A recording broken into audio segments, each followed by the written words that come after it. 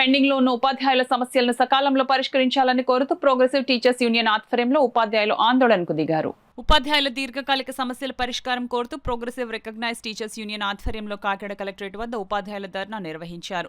ఈ సందర్భంగా పిఆర్టీయూ జిల్లా అధ్యక్షుడు సిహెచ్ ప్రదీప్ కుమార్ మాట్లాడుతూ ఉపాధ్యాయులకు సర్వీస్ రూల్స్ రూపొందించాలని, నూతన పీఆర్సీ కమిటీ వేసి 30% ఇంటీరియర్ రిలీఫ్ మంజూరు చేయాలని, సిపిఎస్ రద్దు చేసి పాత పెన్షన్ విధానం పునరుద్ధరించాలని డిమాండ్ చేశారు. అదేవిధంగా మెమో 57 ప్రకారం 2003 డిఎస్సీ వారికి ఓపీఎస్ వర్తింపజేయాలని, పెండింగ్ డిఏలు ఎన్కాష్మెంట్ చెల్లించాలని, రిటైర్మెంట్ బెనిఫిట్స్ రిటైర్ అయిన రోజే ఇవ్వాలని, విశ్రాంత ఉపాధ్యాయుల బకాయిలు వెంటనే చెల్లించాలని తదితర డిమాండ్లు నెరవేర్చాలని కోరారు. ఈ కార్యక్రమంలో పిఆర్టీయూ జిల్లా ప్రధాన కార్యదర్శి నరేంద్రబాబు, మనోజ్ కుమార్, సురేష్ కుమార్, రాజేష్ కుమార్ రెడ్డి, ఏడుకొండలు, కోట రవీందర్, సిహెచ్ శ్రీనివాస్, ఏసీవి సుబ్బారావు, సీతయ్య నాయుడు, మాధవి నాగేశ్వరరావు, నీలం వెంకటేశ్వరరావు తదితరులు పాల్గొన్నారు. ముఖ్యంగా ఈ ధర్నా చేయడానికి కారణం ఏంటంటే, దీర్ఘకాలికంగా అపరిష్కృతంగా ఉన్నటువంటి ఉపాధ్యాయులు, అలాగే కార్మికులు, ఉద్యోగుల యొక్క సమస్యలు, అవి ప్రభుత్వానికి భారం కానటువంటి సమస్యలు కూడా ఉన్నాయి. వాటిని తక్షణం పరిష్కరించాలని కోరుతూ ఈ ధర్నాన్ని రాష్ట్ర శాఖ పిలుపు మేరకు ఈరోజు రాష్ట్రంలో ఉన్నటువంటి అన్ని కలెక్టరేట్ల దగ్గర కూడా చేయడం జరిగింది. మరి ముఖ్యంగా సిపిఎస్ విధానాన్ని రద్దు చేయమని మరి ఎప్పటి నుంచో అడుగుతూ ఉన్నాము. మరి అలాగే ప్రస్తుతం ఉన్నటువంటి ముఖ్యమంత్రి గారు కూడా చేస్తానని మాటిచ్చి వచ్చారు. మరి దాన్ని వాళ్ళు నిలబెట్టుకోవాలి. అదే విధంగా పిఆర్సీ మరి చాలా లేట్ అయింది. దాన్ని కూడా ప్రభుత్వం వచ్చి 2 సంవత్సరాలు అయినా పిఆర్టీ కమిషనర్ నియమించలేదు.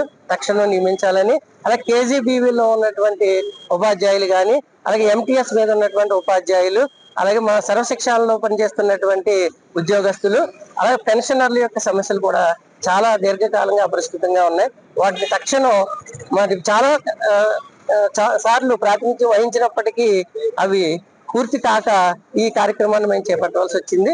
కాబట్టి దీని ద్వారానైనా ప్రభుత్వం మరి గ్రహించి వెంటనే మా సమస్యలు పరిష్కరించాలని కోరుకుంటున్నాం. వాటిని కూడా రెగ్యులర్ చేయాలని, అదేవిధంగా సర్వశిక్ష అభియానం కేజీబీలో పనిచేస్తుంటే అవుట్ సోర్సింగ్ సిబ్బంది కూడా MTS scale minimum time scale ని అమలు చేయాలని చెప్పేసి రాష్ట్ర ప్రభుత్వాన్ని డిమాండ్ చేస్తా ఉన్నాం.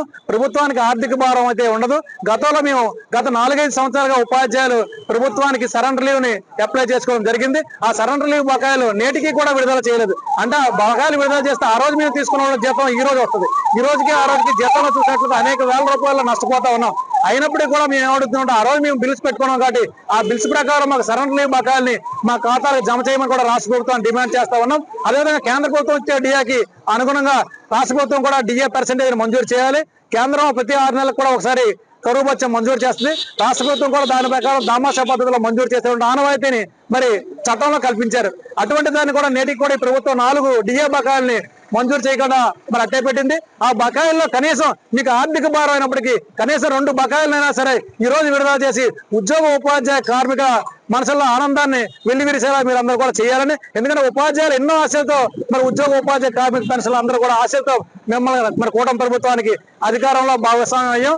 మీరు కూడా తప్పనిసరిగా మా సమస్యల పట్ల మీరు కూడా ఆలోచన చేసి మానవతా దృక్పథంతో మీరు ఏవైతే సహాయకంగా ఉన్నాయో ఆ సమస్యని తక్షణం పరిష్కరించి ఉమ్మడి సర్వీస్ రూల్స్ ని పిఆర్సీ 12వ పిఆర్సీ కమిటీ చైర్మన్ ని నియమిస్తూ డిఏ బకాయిలను కూడా విడుదల చేయాలని మీ ద్వారా ప్రభుత్వాన్ని డిమాండ్ చేస్తాం.